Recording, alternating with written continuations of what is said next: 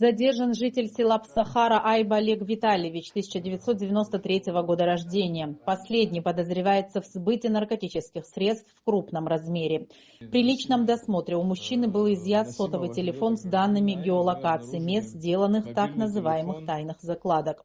Разыскные мероприятия и задержания осуществили сотрудники УКОН МВД совместно с СГБ Республики, которые оперативным путем установили, что гражданин Айба занимался распространением наркотических средств на территории Абхазии.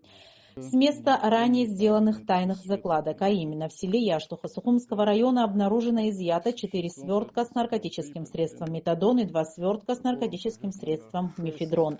В отношении Олега Айба по признакам состава преступления, предусмотренного пунктом Б части 2 статьи 224 Уголовного кодекса Республики, возбуждено уголовное дело. Расследование проводит следственная группа отдела внутренних дел по Сухумскому району. Подозреваемый содержится под стражей.